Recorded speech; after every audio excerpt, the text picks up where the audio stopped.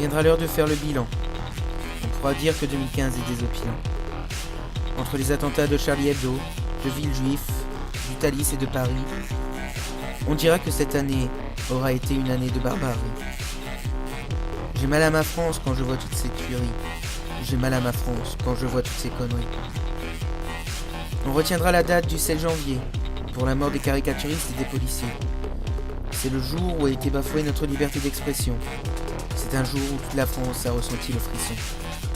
L'attentat de Villejuif et celui du Thalys, on n'en parlera plus. Et d'ici quelques années, on dira qu'il n'y en a pas eu. Puis on se souviendra du 13 novembre pour la capitale.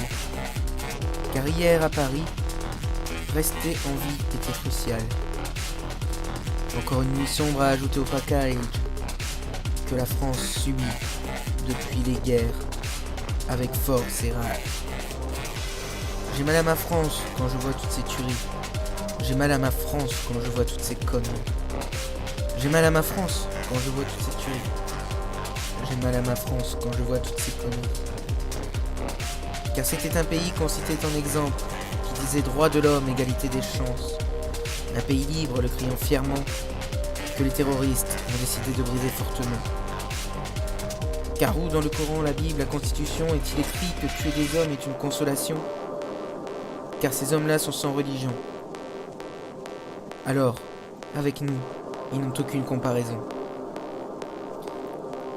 Car en ces temps de douleur, il faut se serrer les coudes pour que la France et ses habitants puissent vivre heureux. Sans que des terroristes assoiffés de sang et véreux viennent tout gâcher, tout saccager et s'en aller avec des vies, ce qui est onéreux. Que retiendra-t-on d'ici 10 ans? Parlerons-nous encore de cette année 2015? Parlerons-nous de Charlie Hebdo, de Paris, du Thalys ou de Villejuif, et de toutes ces manifestations qui culminent? N'oublions pas ce que l'on a vécu, cela peut nous rendre plus forts. Car face à ce genre de situation, la peur n'est pas la meilleure solution.